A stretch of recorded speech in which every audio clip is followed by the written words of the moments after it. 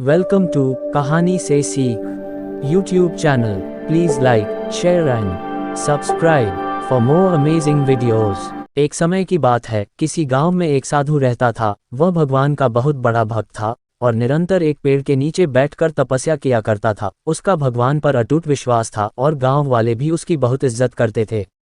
एक बार गांव में बहुत भीषण बाढ़ आ गई। चारों तरफ पानी ही पानी दिखाई देने लगा। सभी लोग अपनी जान बचाने के लिए ऊंचे स्थानों की तरफ भागने लगे। जब लोगों ने देखा कि साधु महाराज अभी तक पेड़ के नीचे बैठे हैं और भगवान का नाम जप रहे हैं, तो लोगों ने उन्हें यह जगह छोड़ने की सलाह दी।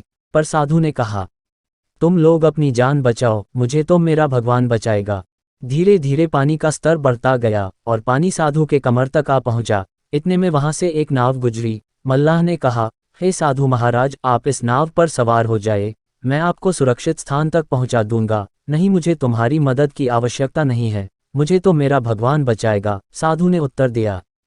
नाव वाला चुपचाप वहां से चला गया। कुछ देर बाद बाढ़ और प्रचंड हो गई। साधु ने पेड़ पर चढ़ना उचित समझा और वहां बैठकर ईश्वर को याद करने लगा। तभी अचानक उन्हें गड़गड़ाहट की आवाज सुनाई दी। एक हेलीकॉप्टर उनकी मदद के लिए आ पहुंचा। बचाव दल ने एक रस्सी लटकाई और साधु को उसे जोर से पकड़ने का आग्रह किया, पर साधु फिर बोला, मैं इसे नहीं पकड़ूंगा, मुझे तो मेरा भगवान बचाएगा। उनकी हट के आगे बचाव दल भी उन्हें लिए बगैर वहां से चला गया। कुछ ही देर में पेड़ बाढ़ की धारा में बह गया और साधु की मृत्यु हो गई। मरने के बाद साधु महाराज स्वर्ग पहुंचे और भगवान से बोले, हे प्रभु, मैंने तुम्हारी पूरी लगन के साथ आराधना की, तपस्या की, पर जब मैं पानी में डूबकर मर रहा था तब तुम मुझे बचाने नहीं आए, ऐसा क्यों प्रभु? भगवान बोले, हे साधु महात्मा, मैं तुम्हारी रक्षा करने एक नहीं बल्कि 3 बार आया। पहला ग्रामीणों के रूप में, दूसरा नाव वाले के रूप में और तीसरा हेलीकॉप्टर बचाव दल के रूप में। किंतु तुम मेरे इन अवसरों को पहचान नहीं पाए।